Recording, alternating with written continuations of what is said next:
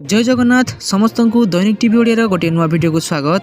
तो देश विदेश आरंभ करी किछि गुरुत्वपूर्ण खबर विषय रे चलंतु नजर पकाई नबा। तेणु आम वीडियो को शेष पर्यंत देखुथांतु। आम वीडियो भल लागिले आम वीडियो गोटे लाइक करी चैनल को सब्सक्राइब करदेवे और शेष में आपण मैंने कमेंट माध्यम जनइबा को भूलिबेनी आपण मैंने केउ जिल्लारू आम वीडियो को देखुछंती।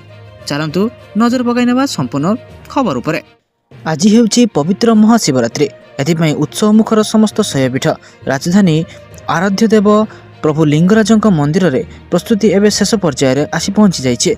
सेपटे जागर पर एवं एकाम्र क्षेत्र में जमिलानी भक्तों भीड़ श्रद्धालुओं श्रृंखलित दर्शन पर प्रशासन पक्षर व्यापक व्यवस्था कर लिंगराज मंदिर प्रशासन पक्षर नीति निर्घंट चूड़ांत होइछे। राति 10टार महाप्रभु को महादीप उठापी समय धार्य होइछे। भोर 3टारू मंगल आलती सह 3:30 11टा जाए भक्त मैंने साहाण मेला दर्शन करेंगे। गत वर्ष महादीप उठा बेले होइथिबा अघटनार पुनरावृत्ति जेभली न हुए तापर ध्यान दि जाउछे। चलित वर्ष वीआईपी दर्शन पर टिकेट कम कर सूचना देइछन्ति बड़ू निजोग संपादक। पार्किंग लगी कमिशनरेट पुलिस पक्षर 13टी स्थान चिन्हट होइछे। सुरक्षा पाई मंदिर परिसर में सीसीटीवी लगाजिबा सह पर्याप्त पुलिस फोर्स मुतयन होइछन्ते। चलो देखिए परवर्ती अपडेट कौन रही। सेपटे राज्य में ठंडा को नहीं आसला बड़ खबर। रातिर शीत संपूर्ण विदाय नहीं नहीं। आसन 26 तारिख पर्यंत रात्रिकालीन शीत कमिबार संभावना देखा जाउ नहीं, किंतु एपटे दिन में ताऊ देखाइलाणी खरा। दिन तापमात्रा क्रमशः बढ़िबार लागिछि। एबेठारु छुईलाणी 34 डिग्री सेल्सियस। खरा आहरी बढ़िबो। आसंता 16 तारिख पर्यंत झारसुगुड़ा दिन तापमात्रा 36 कि 37 डिग्री और भुवनेश्वर 35 डिग्री सेल्सियस रे पहुंची पारे एभली आकलन करिसेंति भारतीय पाणीपाग विशेषज्ञ केन्द्र। चलो देखिए परवर्ती अपडेट कौन रही। राज्य में डिसेम्बर सुधा जोड़ी हेले 1,79,351 जन नुआ मोबाइल ग्राहक। 2025 डिसेम्बर मासरे राज्य में 1,79,351 जन नुआ मोबाइल ग्राहक फोन जोड़ी होइछन्ते। एफल ओडिशा रे मोट मोबाइल फोन ग्राहकों संख्या 3,72,62,298 रे पहुंची जाइछे। 2025 नवेम्बर यही संख्या 3,70,62,947 थिला। भारतीय दूरसंचार नियामक कर्तृपक्ष ट्राई पक्षर प्रकाशित सद्य रिपोर्ट रे यह जना पड़ी। चलो देखिए परवर्ती अपडेट कौन रही। पुणी पीएम किसान टंका को नहीं आसला बड़ खबर। यही मानक मिलबनी पीएम किसान टंका। प्रधानमंत्री किसान सम्मान निधि योजना 22तम किस्ती अपेक्षार थिबा लक्ष लक्ष चाषी आसी एक बड़ खबर। सद्यतम सूचना अनुसार सारा देश में 30 लाख अधिक चाषी बैंक अकाउंट एपर्यंत आधार लिंक सहित लिंक होना। फलस्वरूप सेमानकर परवर्ती 2000 टंका किस्ती विलंब हो पारे। मंत्रालय तथ्य अनुसार 6 फेब्रुआरी 2026 सुधा 30,18,361 चाषी अकाउंट आधार सहित लिंक होइनथिबार जଣା पड़िছে। यार प्रमुख कृषि राज्यगुड़िक उपर सर्वाधिक प्रभाव पकाई पारे। उत्तर प्रदेश में 10 लाख अधिक चाषी अच्छी जहाँ अकाउंट एपर्यंत आधार कार्ड लिंक होना। सहित गुजरात, राजस्थान, मध्यप्रदेश और महाराष्ट्र भली राज्य बहुत संख्यक चाषी प्रभावित हो पारते। सिक्किम, गोवा और चंडीगढ़ भली छोट राज्य और केन्द्रशासित अंचलगुड़िक किछि चाषी तालिकार अच्छी किंतु सेमानक संख्या कम अटे। तेणु चाषी माने समय मध्य यही प्रक्रिया समाप्त करने अत्यंत गुरुत्वपूर्ण। सरकार डीबीटी बा डायरेक्ट बैंक ट्रांसफर माध्यम पांठी पठाती एवं एमानक आधार लिंक करने अत्यंत आवश्यक बोली सूचना दि जाइए। वर्तमान सारा देशर चाषी माने परवर्ती 22तम किस्तीर तारीख पर उत्साह सहित अपेक्षा कर रही, किंतु रिपोर्ट अनुसार यह किस्ती आसंता मासरे अर्थात मार्च 2026 रे रिलीज हो पारे। चलो देखिए परवर्ती अपडेट कौन रही। पुणी पीएम आवास योजना रे 2,80,000 लोकों को मिला घर। गरीब और असहाय परिवार मानक पई आसिला बड़ खबर। केंद्र सरकार प्रधानमंत्री आवास योजना सहरांचल अधीन रे राज्य पई 2,80,000 नूतन घर मंजूर करिसेंति। एही घर मध्यरु 2,65,000 घर निर्माण कार्य द्रुत गति चली। आवश्यक हेले घर संख्या वृद्धि करने को सूचना दि जाइए। छत्तीसगढ़ को प्रधानमंत्री आवास योजना सहरांचल अधीन 2,80,000 घर पर अनुमोदन कर निष्पत्ति दीर्घ दिन धरी स्थायी घर पर अपेक्षा करिथिबा परिवार मानक पई एक आश्वस्ति अटे। केंद्र शक्ति एवं गृह निर्माण एवं नगर व्यापार मंत्री मनोहर लाल खट्टर सूचना दैछन्ति जे एही प्रकल्प पई 4,000 कोटी टंका मंजूर करा जायछि। एहा सहित अनुमोदित परिमाणरु 3,550 कोटी टंका जारी करा जायछि। एहा निर्माण कार्य को त्वरान्वित करुछि। योजनार हिताधिकारी आधारित निर्माण वर्ग अधीन योग्य व्यक्ति मानक मोट 2.5 लाख टंकार सहायता मिलता है। एही राशि घर निर्माण करिया पई सीधासलख बंटन करा जायଥାଏ। चलो देखिए परवर्ती अपडेट कौन रही।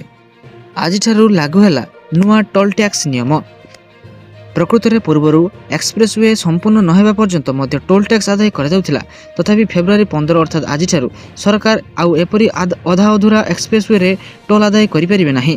କେନ୍ଦ୍ର ସରକାର ଟୋଲ୍ ନିୟମ ପରିବର୍ତ୍ତନ କରିଛନ୍ତି, ଯାହା ସିଧାସଳଖ ଯାତ୍ରୀମାନଙ୍କୁ ଲାଭ ଦେବ। ବର୍ତ୍ତମାନ ଯେତେବେଳେ ଏକ ଜାତୀୟ ଏକ୍ସପ୍ରେସୱେରେ ସମ୍ପୂର୍ଣ୍ଣ କାର୍ଯ୍ୟକ୍ଷମ ନ ହୁଏ, ସେତେବେଳେ ସାଧାରଣ ଜାତୀୟ ରାଜପଥ ହାରରେ ଟୋଲ୍ ଶୁଳ୍କ ଆଦାୟ କରାଯିବ। ପୂର୍ବରୁ ରାସ୍ତା ସମ୍ପୂର୍ଣ୍ଣ ଭାବରେ ସମାପ୍ତ ହୋଇଛି କି ନାହିଁ, ଏକ୍ସପ୍ରେସୱେ ଟୋଲ୍ ଶୁଳ୍କ 25% ଅଧିକ ଆଦାୟ କରାଯାଉଥିଲା। ସରକାର ଜାତୀୟ ରାଜପଥ ଶୁଳ୍କ ନିର୍ଦ୍ଧାରଣ ଏବଂ ସଂଗ୍ରହ ନିୟମ 2008 ସଂଶୋଧନ କରି ଏହି ପରିବର୍ତ୍ତନ କରିଛନ୍ତି। ନୂତନ ନିୟମ ଫେବୃଆରୀ 15 ତାରିଖରୁ କାର୍ଯ୍ୟକାରୀ ହେବ। ଏହା ଗୋଟିଏ ବର୍ଷ ପାଇଁ କିମ୍ବା ଏକ୍ସପ୍ରେସୱେ ଯେ ପର୍ଯ୍ୟନ୍ତ ସମ୍ପୂର୍ଣ୍ଣ କାର୍ଯ୍ୟକ୍ଷମ ନ ହୋଇଛି ସେ ପର୍ଯ୍ୟନ୍ତ ରହିବ। ଯାହା ପୂର୍ବରୁ ହୋଇଥିବ ତାହା ରହିବ। ଚାଲନ୍ତୁ ଦେଖିବା ପରବର୍ତ୍ତୀ ଅପଡେଟ୍ କ'ଣ ରହିଛି। କେନ୍ଦୁଝରରେ ପୋଷାକ ଉତ୍ପାଦନ କାରଖାନା ନିମନ୍ତେ ଭିତ୍ତିପ୍ରସ୍ତର ସ୍ଥାପନ କଲେ ମୁଖ୍ୟମନ୍ତ୍ରୀ ମୋହନ ଚରଣ ମାଝୀ। ହ୍ୟାଣ୍ଡଲକ୍ ଏହାର CSR ପ୍ରୟାସ ଅଧୀନରେ 100 କୋଟି ଟଙ୍କା ପୁଞ୍ଜିନିବେଶରେ ଏହି ପ୍ରକଳ୍ପ ନିର୍ମାଣ ହେବ। ପ୍ରକଳ୍ପ ଦ୍ୱାରା ପ୍ରାୟ 1200 ନିଯୁକ୍ତି ସୁଯୋଗ ସୃଷ୍ଟି ହେବ।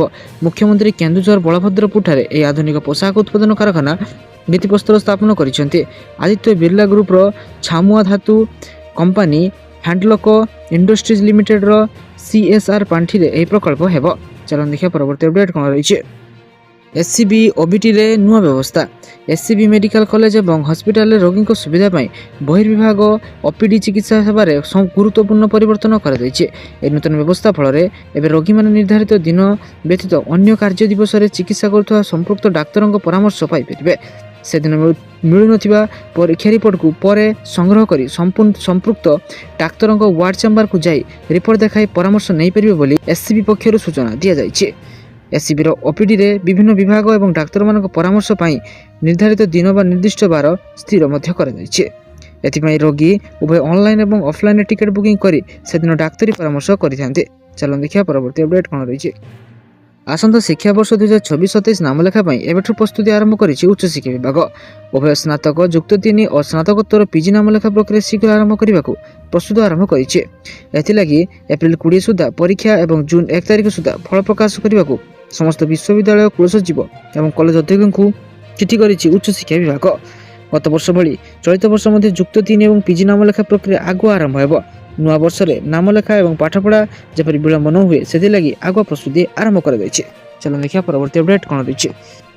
ବାଂଲାଦେଶ ଫେରିବେ ହାସିନା। ବାଂଲାଦେଶର ସାଧାରଣ ନିର୍ବାଚନରେ ବିପୁଳ ବିଜୟ ହାସଲ କରିଥିବା ବାଂଲାଦେଶ ନ୍ୟାସନାଲ ପାର୍ଟି BNP ଭାରତରୁ ବହିଷ୍କୃତ ପୂର୍ବତନ ପ୍ରଧାନମନ୍ତ୍ରୀ ଶେଖ ହାସିନାଙ୍କ ଉପରେ ବିଚାର ଜାରି କରି ରଖିବା ପାଇଁ ତାଙ୍କୁ ବାଂଲାଦେଶ ପ୍ରତ୍ୟାବର୍ତ୍ତନ କରିବାକୁ ଦାବି କରିଛି। ବରିଷ୍ଠ BNP ନେତା ସାଲାହୁଦ୍ଦିନ ଅହମ୍ମଦ କହିଛନ୍ତି ଯେ ବୈଦେଶିକ ମନ୍ତ୍ରୀ ପୂର୍ବରୁ ତାଙ୍କ ପ୍ରତ୍ୟାର୍ପଣ ସପକ୍ଷରେ ଯୁକ୍ତି ଉପସ୍ଥାପନ କରିସାରିଛନ୍ତି ଏବଂ ଆମେ ଏବେ ମଧ୍ୟ ଏହାକୁ ସମର୍ଥନ କରୁଛୁ। ସେ କହିଛନ୍ତି, ଆମେ ସବୁବେଳେ ଆଇନ ଅନୁଯାୟୀ ତାଙ୍କର ପ୍ରତ୍ୟାର୍ପଣ ପାଇଁ ଜିଦ୍ ଧରି ଆସିଛୁ। ଏହା ଉଭୟ ଦେଶର ବୈଦେଶିକ ମନ୍ତ୍ରାଳୟ ବିଷୟ। ଭାରତ ସରକାରଙ୍କୁ ତାଙ୍କୁ ବାଂଲାଦେଶ ଫେରାଇବାକୁ ମଧ୍ୟ ଅନୁରୋଧ କରୁଛୁ, ଯାହାଦ୍ୱାରା ସେ ସେଠାରେ ବିଚାରର ସମ୍ମୁଖୀନ ହୋଇପାରିବେ। ଚାଲନ୍ତୁ ଦେଖିବା ପରବର୍ତ୍ତୀ ଅପଡେଟ୍ କ'ଣ ରହିଛି। ଫେବୃଆରୀ 16 ଅର୍ଥାତ୍ ଆସନ୍ତାକାଲିଠାରୁ ଆରମ୍ଭ ହେବ ଆଧାର ସମ୍ବନ୍ଧୀୟ ଅଭିଯୋଗ ଶୁଣାଣି। ଆଧାର ସମ୍ବନ୍ଧୀୟ ବିଭିନ୍ନ ସମସ୍ୟାର ସମାଧାନ ପାଇଁ ଆସନ୍ତା ସୋମବାରଠାରୁ ଅଭିଯୋଗ ଶୁଣାଣି ଆରମ୍ଭ ହେବ। ଇଲେକ୍ଟ୍ରୋନିକ୍ସ ଏବଂ ସୂଚନା ପ୍ରଯୁକ୍ତିବିଦ୍ୟା ବିଭାଗ ତରଫରୁ ଓକାକା ଟାୱାର, ପଠାଣି ସାମନ୍ତ ପ୍ଲାନେଟୋରିୟମ, ପାର୍କଗେଟ୍ ଠାରେ ଶୁଣାଣି କରାଯିବ। ଏଥିପାଇଁ ପ୍ରଥମେ ଓକାକା ପୋର୍ଟାଲ www.ocac.in ରେ ଦିଆଯାଇଥିବା ଲିଙ୍କ ମାଧ୍ୟମରେ ପଞ୍ଜୀକରଣ କରିବାକୁ ପଡ଼ିବ। ଚାଲନ୍ତୁ ଦେଖିବା ପରବର୍ତ୍ତୀ ଅପଡେଟ୍ କ'ଣ ରହିଛି। ଶ୍ରୀମନ୍ଦିର ରତ୍ନ ଅଳଙ୍କାର ଗଣତି ମଣତି ପାଇଁ ମିଳିଲା କଣ୍ଟ। ଶ୍ରୀମନ୍ଦିର ରତ୍ନ ଅଳଙ୍କାର ଗଣତି ମଣତି ପାଇଁ ମିଳିଲା କଣ୍ଟ 3 ମାସ ଭିତରେ ସାରିବାକୁ ହାଇକୋର୍ଟଙ୍କ ନିର୍ଦ୍ଦେଶ। ରାଜ୍ୟ ସରକାରଙ୍କ ଅନୁମୋଦନ ଏବଂ ନିର୍ଦ୍ଦେଶକୁ ଅପେକ୍ଷା ଏଥିପାଇଁ କମିଟି ପୂର୍ଣ୍ଣ ପ୍ରସ୍ତୁତ ଥିବା ସୂଚନା ଦେଇଛନ୍ତି ପୁରୀ ଜିଲ୍ଲାପାଳ। ରାଜ୍ୟ ସରକାରଙ୍କ ନିକଟକୁ SOP ପଠାଯାଇଥିବା ବେଳେ ସରକାରଙ୍କ ଅନୁମୋଦନ ଏବଂ ନିର୍ଦ୍ଦେଶ ଅନୁସାରେ ପ୍ରକ୍ରିୟା କରାଯିବ। ପୂର୍ବ ବୈଠକର ନିଷ୍ପତ୍ତି ଅନୁସାରେ ବିଧି ବିଭାଗ ନିର୍ଦ୍ଦେଶ ଆସିବା ପରେ ପ୍ରକ୍ରିୟା ଆରମ୍ଭ କରାଯିବ। ପରିଚାଳନା କମିଟି ବୈଠକ କରାଯାଇ ଶୁଭ ମୁହୂର୍ତ୍ତ, ଲଗ୍ନ ଏବଂ ତାରିଖ ନିର୍ଦ୍ଧାଜ କରାଯାଇ ଗଣତି ମଣତି ଆରମ୍ଭ ହେବ। ଚାଲନ୍ତୁ ଦେଖିବା ପରବର୍ତ୍ତୀ ଅପଡେଟ୍ କ'ଣ ରହିଛି। GI ଟ୍ୟାଗ୍ ପାଇବ ବାଲାଗଡ଼ର ଡଙ୍ଗା। ବାଲାଗଡ଼ର ଡଙ୍ଗାକୁ GI ଟ୍ୟାଗ୍ ମିଳିପାରେ। ଏହା ଏଠାକାର ଡଙ୍ଗା କାରିଗର ଭାଗ୍ୟରେ ସୁଧାର ହେବ ବୋଲି କାରିଗରମାନେ ଦୃଢ଼ ଆଶାବାଦୀ। ବିଭିନ୍ନ ସ୍ଥାନରୁ ସେମାନଙ୍କ ପାଖକୁ ଡଙ୍ଗା ପାଇଁ ଅର୍ଡର ଆସିବ। ଏହା ହେଲେ ବୁଡ଼ିଯିବାକୁ ବସିଥିବା ଏହି ଡଙ୍ଗା କାରଖାନା ଶିଳ୍ପ ପୁଣି ଗଢ଼ି ଉଠିବ ଏବଂ ସେମାନଙ୍କର ଆର୍ଥିକ ସ୍ଥିତି ସୁଧରିବ ବୋଲି ସେ ସୂଚନା ଦେଇଛନ୍ତି। ଯଦି ସବୁକିଛି ଠିକ୍ଠାକ୍ ଚାଲେ ତେବେ ଚଳିତ ବର୍ଷ ଏପ୍ରିଲରେ GI ଟ୍ୟାଗ୍ ମିଳିପାରେ। ବାଲାଗଡ଼ର ଏହି ଡଙ୍ଗା ଶିଳ୍ପ ପ୍ରାୟ 400ରୁ 500 ବର୍ଷ ପୁରୁଣା। ପୂର୍ବରୁ ବାଲାଗଡ଼ରେ କେବଳ ଡଙ୍ଗା ତିଆରି କରାଯାଉଥିଲା, ସେଥିପାଇଁ କୌଣସି ପିରଖ ବ୍ୟବହାର କରାଯାଉନଥିଲା। ଗୋଟିଏ କାଠ ଖଣ୍ଡକୁ ଅନ୍ୟ କାଠ ଖଣ୍ଡ ସହିତ ଯୋଡ଼ି ଡଙ୍ଗା ତିଆରି କରାଯାଉଥିଲା, କିନ୍ତୁ ଏବେ ପିରଗ ବ୍ୟବହାର ମଧ୍ୟ କରାଯାଉଛି। ଚାଲନ୍ତୁ ଦେଖିବା ପରବର୍ତ୍ତୀ ଅପଡେଟ୍ କ'ଣ ରହିଛି। ପ୍ରଧାନମନ୍ତ୍ରୀ ନରେନ୍ଦ୍ର ମୋଦି ତାଙ୍କର ନୂତନ କାର୍ଯ୍ୟାଳୟ ସେବାତୀର୍ଥ ଉଦ୍ଘାଟନ କରିସାରିଛନ୍ତି। ପ୍ରଧାନମନ୍ତ୍ରୀ କାର୍ଯ୍ୟାଳୟ ରାଇସିନ୍ ହିଲର ସାଉଥ ବ୍ଲକରୁ ସେବାତୀର୍ଥକୁ ସ୍ଥାନାନ୍ତରିତ ହୋଇଛି। ସେବାତୀର୍ଥରେ ପ୍ରଧାନମନ୍ତ୍ରୀଙ୍କ କାର୍ଯ୍ୟାଳୟ, ଜାତୀୟ ସୁରକ୍ଷା ପରିଷଦ ସଚିବାଳୟ, NSCS ଏବଂ କ୍ୟାବିନେଟ୍ ସଚିବାଳୟ ରହିବ। ପ୍ରଧାନମନ୍ତ୍ରୀଙ୍କ ନୂଆ କାର୍ଯ୍ୟାଳୟ ସେବା ତୀର୍ଥରେ ପ୍ରଥମ ନିଷ୍ପତ୍ତି ନିଆଯାଇଛି। ଚାଷୀ, ମହିଳା, ଯୁବକଙ୍କ ଉପରେ କେନ୍ଦ୍ରିତ ଅନେକ ଯୋଜନାର ଫାଇଲ ଉପରେ PM ମୋଦି ସ୍ୱାକ୍ଷର ମଧ୍ୟ କରିଛନ୍ତି। PM ରାହତ ଯୋଜନା ଲକ୍ଷପତି ଦିଦିଙ୍କ ସଂଖ୍ୟାକୁ ଦ୍ୱିଗୁଣିତ କରି 6 କୋଟି କରିବା ପାଇଁ ଟାର୍ଗେଟ ମଧ୍ୟ ଦିଆଯାଇଛି। ଚାଲନ୍ତୁ ଦେଖିବା ପରବର୍ତ୍ତୀ ଅପଡେଟ୍ କ'ଣ ରହିଛି। ଆହାର ରେଟ୍ ବଢ଼ାଇଲା କିଏ? ସହରାଞ୍ଚଳ ଗରିବମାନଙ୍କ ପାଇଁ ସରକାର କରିଛନ୍ତି ଆହାର ବ୍ୟବସ୍ଥା। କୁହାଯାଇଥିଲା 5 ଟଙ୍କାରେ ମିଳିବ ପେଟ ପୂରା ଖାଇବା, ମାତ୍ର ଏବେ 5 ଟଙ୍କା ଜାଗାରେ ଦେଖିବାକୁ ମିଳୁଛି ଏବଂ ଦେବାକୁ ମଧ୍ୟ ପଡ଼ୁଛି 10 ଟଙ୍କା। ରାଉରକେଲା ବସ୍ଷ୍ଟାଣ୍ଡରେ ଥିବା ସୁଲଭ ଆହାର କେନ୍ଦ୍ର ଦୃଶ୍ୟ। ଟିକେଟ୍ କାଉଣ୍ଟର ଉପରେ ଥୁଆ ହୋଇଥିବା ଥାଳି ଉପରେ ଟିକେଟ୍ ମୂଲ୍ୟ ରହିଛି 10 ଟଙ୍କା। ଏଠାରେ ରହିଛି 2 ପ୍ରକାର ଥାଳି, ଗୋଟେ 5 ଟଙ୍କା ଆଉ ଗୋଟେ 10 ଟଙ୍କା। ଆହାର କେନ୍ଦ୍ରକୁ ଆସୁଥିବା ଲୋକେ କିଏ 5 ଟଙ୍କା ଦେଇ ମିଲ୍ ଖାଉଛନ୍ତି ତ କାହାକୁ ଦେବାକୁ ପଡ଼ୁଛି 10 ଟଙ୍କା। ରାଉରକେଲା ମହାନଗର ନିଗମ ଚଳାଉଛି ଏହିସବୁ ଆହାର କେନ୍ଦ୍ର। ସହରରେ ପାଖାପାଖି 6ଟି ଆହାର କେନ୍ଦ୍ର ରହିଛି। ଦୈନିକ ଖାଉଛନ୍ତି 4000ରୁ ଅଧିକ ଲୋକ। ସରକାର ଥାଳି ପ୍ରତି 5 ଟଙ୍କା ଧାର୍ଯ୍ୟ ଦର ରଖିଥିବା ବେଳେ କାହାର ସ୍ୱାର୍ଥରେ 10 ଟଙ୍କା ମିଲ୍ ଥାଳି ବିକୁଛନ୍ତି ଆହାର କର୍ମଚାରୀ? ଏହାକୁ ନେଇ ଅନେକ ପ୍ରଶ୍ନ ଉଠିଛି। ଚାଲନ୍ତୁ ଦେଖିବା ପରବର୍ତ୍ତୀ ଅପଡେଟ୍ କ'ଣ ରହିଛି। ଆସନ୍ତାକାଲି JEE ମେନ୍ସ ଫଳ। ଯୁଗ୍ମ ପ୍ରବେଶିକା ପରୀକ୍ଷା JEE ମେନ୍ ସେସନ୍ 1 ଫଳ ଆସନ୍ତା 16 ତାରିଖରେ ପ୍ରକାଶ ପାଇବ। ଏନେଇ ନ୍ୟାସନାଲ ଟେଷ୍ଟିଂ ଏଜେନ୍ସି NTA ପକ୍ଷରୁ ଘୋଷଣା କରାଯାଇଛି। ସୂଚନାଯୋଗ୍ୟ JEE ମେନ୍ ସେସନ୍ 1 ପାଇଁ 13,50,669 ଜଣ ଆବେଦନ କରିଥିଲେ। ଗତ ଜାନୁଆରୀ 28ରୁ 29 ତାରିଖ ଯାଏଁ ପରୀକ୍ଷା ହୋଇଥିଲା। ଏଥର 13,368 ଜଣ ପରୀକ୍ଷା ଦେଇଛନ୍ତି, ଅର୍ଥାତ୍ ପରୀକ୍ଷାରେ 96.26% ଉପସ୍ଥାପନ ହୋଇଛନ୍ତି। ଏହି ପରୀକ୍ଷାର୍ଥୀଙ୍କ ମଧ୍ୟରୁ 4,314 ଜଣ ଭିନ୍ନକ୍ଷମ ପରୀକ୍ଷାର୍ଥୀ ମଧ୍ୟ ରହିଥିଲେ। ଚାଲନ୍ତୁ ଦେଖିବା ପରବର୍ତ୍ତୀ ଅପଡେଟ୍ କ'ଣ ରହିଛି। ମହଙ୍ଗା ହେଲା ଲ୍ୟାପଟପ୍। ଖୁବ୍ ଶୀଘ୍ର ଲ୍ୟାପଟପ୍ ଦାମ ବଢ଼ାଇବ ଲେନୋଭୋ। ସ୍ମାର୍ଟଫୋନ୍ ପରେ ଏବେ ଲ୍ୟାପଟପ୍ ଦାମ ମଧ୍ୟ ବଢ଼ିବାକୁ ଯାଉଛି। ମେମୋରି ଚିପ୍ସ ମୂଲ୍ୟ ବୃଦ୍ଧି ହେତୁ ଲ୍ୟାପଟପ୍ ମଧ୍ୟ ମହଙ୍ଗା ହୋଇଛି। ଲେନୋଭୋ ଘୋଷଣା କରିଛି ଯେ ସେ PCର ମୂଲ୍ୟ ବୃଦ୍ଧି କରିଛି। କମ୍ପାନୀ ଏହା ମଧ୍ୟ ସୂଚନା ଦେଇଛି ଯେ ମେମୋରି ଚିପ୍ ଅଭାବ ଶୀଘ୍ର ସମାଧାନ ହେବାର ସମ୍ଭାବନା ନାହିଁ, ତେଣୁ ଚିପ୍ସର ଦାମ ମଧ୍ୟ ବଢ଼ି ଚାଲିଛି। ଏହା ଉଲ୍ଲେଖନୀୟ ଯେ ସାମସଙ୍ଗ ଏବଂ ସାଓମି ଭଳି କମ୍ପାନୀଗୁଡ଼ିକ ମଧ୍ୟ ଏହି କାରଣରୁ ସେମାନଙ୍କ ସ୍ମାର୍ଟଫୋନ୍ର ମୂଲ୍ୟ ମଧ୍ୟ ବଢ଼ାଇଛନ୍ତି। ଚାଲନ୍ତୁ ଦେଖିବା ପରବର୍ତ୍ତୀ ଅପଡେଟ୍ କ'ଣ ରହିଛି। ପୁଣି ଦିଲ୍ଲୀ ଆସିବେ ଚାଷୀ।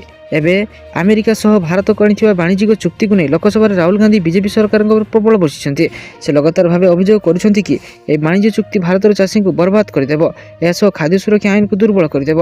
ଲୋକସଭାରେ ରାହୁଲ ଗାନ୍ଧୀ ଏହି ଚୁକ୍ତିକୁ ଚାଷୀ ବିରୋଧୀ ବୋଲି ପ୍ରମାଣିତ କରିବାକୁ ଚେଷ୍ଟା କରିଛନ୍ତି।